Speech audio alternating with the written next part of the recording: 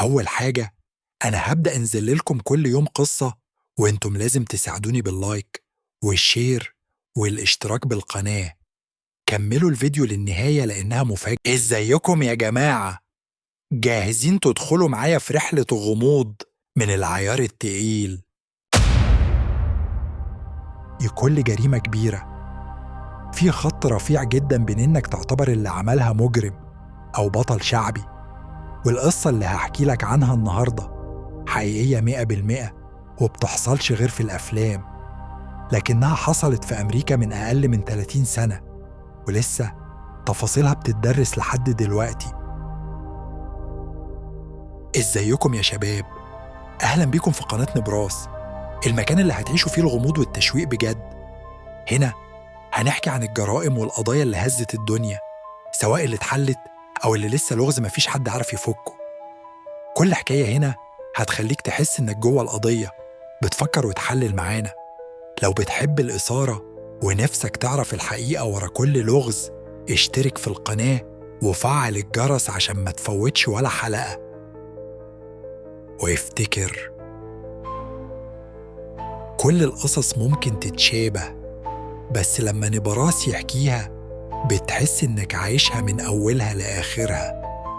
بأسلوب هادي وواقعي بنحول كل قضية لرحلة غموض تجذبك وتخليك تفكر، تناسب كل اللي زينا بيحبوا يستكشفوا الحقيقة ورا كل لغز. القصة عن راجل اسمه سكوت سكورلوك، اللي الإعلام الأمريكي سماه الهوليوود بانديت. لص بنوك، بس مش زي أي لص تاني. واحد عاش حياة مزدوجة غامضة بين كوخ في الغابة أشبه بالأساطير، وبين سرقات منظمة لمئات الآلاف من الدولارات من غير ما يطلق رصاصة واحدة على أي بني آدم. سكوت اتولد سنة 1955 في فيرجينيا، وكان ابن لمدرس جامعة. من صغره كان مختلف، مش بيحب الروتين، وكان بيحب الطبيعة والحرية أكتر من أي حاجة. اللي يعرفه قال إنه دايماً كان عايز يعيش بره النظام. حتى وهو في المدرسة والجامعة دخل جامعة ولاية واشنطن ودرس بيولوجي، وكان متفوق جداً، بس جوه قلبه كان في حاجة ناقصة. هو كان شايف إن المجتمع بيدوس على الناس، وإن الفلوس مش بتيجي بالعدل لكن بالقوة والسيطرة. الفكرة دي كانت بداية تكوين عقلية اللص اللي هيظهر بعدين. بعد التخرج، بدل ما يشتغل عالم أو دكتور، ساب كل حاجة وقرر يعيش حياة بدائية. اشترى أرض في الغابة وبنى عليها كوخ خشب ضخم 3 أدوار، معموله كله بإيده من الشجر. الكوخ ده كان غريب جدا، مش متوصل بكهرباء ولا مية، كان بيعتمد على مصابيح زيتية وبير مياه، كأنه عايش في القرن ال19. لكن في الحقيقة كان بيجهزه يبقى قاعدة سرية لواحد من أخطر حرامية البنوك. جيران الغابة كانوا شايفينه شخص انطوائي غريب الأطوار، أوقات يبان كراجل طبيعي بيضحك وبيتكلم، وأوقات يختفي بالأيام. محدش كان فاهم إزاي بيصرف على حياته. في 1992 سكوت كان محتاج فلوس، لكن مش أي فلوس، كان محتاج مبلغ كبير وبسرعة. وهنا جه في دماغه إنه يسرق بنك، لكن مش زي أي سارق، لأ، سكوت كان فناناً في التنكر. كان بيقعد ساعات يجهز ماسكات معمولة بحرفية، باروكات، لبس شيك، كأنه ممثل في فيلم.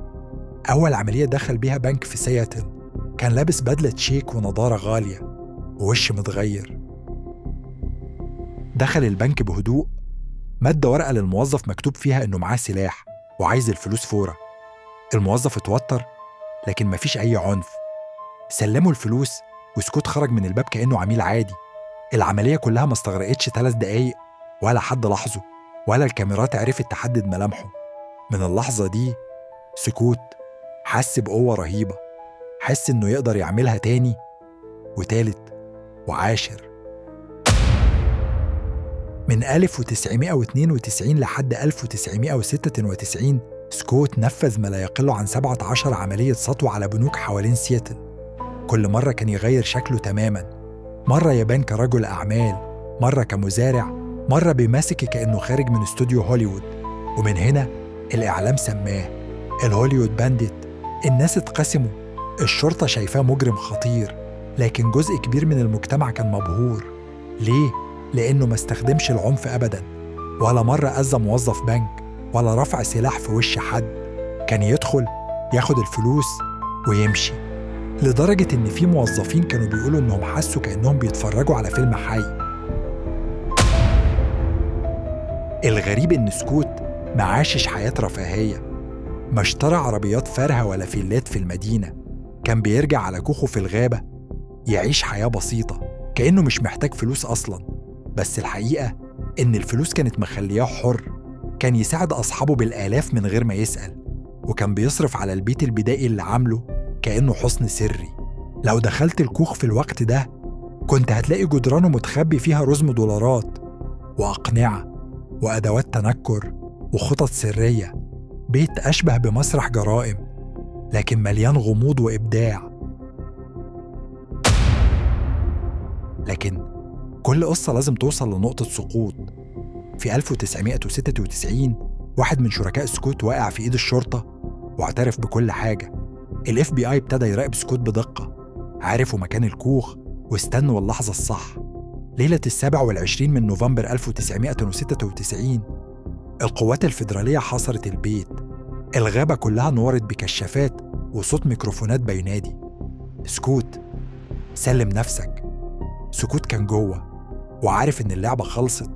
كان قدامه خيارين: يخرج ويتحاكم أو ينهي القصة بنفسه. وبالفعل حصل تبادل نار قصير، وفي الآخر سكوت سكورلوك قتل جوه الكوخ اللي بناه بإيده. مات، بس ساب وراه أسطورة ولسه لحد النهاردة بيتقال اسمه في الكتب والوثائقيات.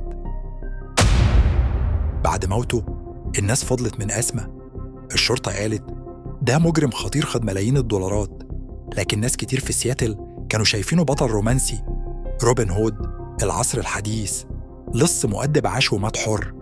ولحد النهاردة قصته بتتذكر في الأفلام والبرامج. في 2017 نزل كتاب كامل عنه اسمه The Ballad of the Hollywood Bandit، وفي 2021 اتعمل عنه فيلم وثائقي بعنوان اعترافات سارق بنك. يعني القصة لسه بتلهم كتاب، مخرجين، وجمهور كبير، لأنها ببساطة مش مجرد سرقة بنك، دي قصة إنسان رفض يعيش زي باقي الناس واختار يعيش ويموت بشروطه هو. اكتب لنا بالتعليقات إيه رأيك يا سكوت سكورلوك؟ الهوليوود بانديت مجرم ولا بطل؟ القرار بيرجع لك أنت، لكن المؤكد إن القصة دي حقيقية 100%، وبتورينا قد إيه الواقع ساعات بيكون أغرب من الخيال.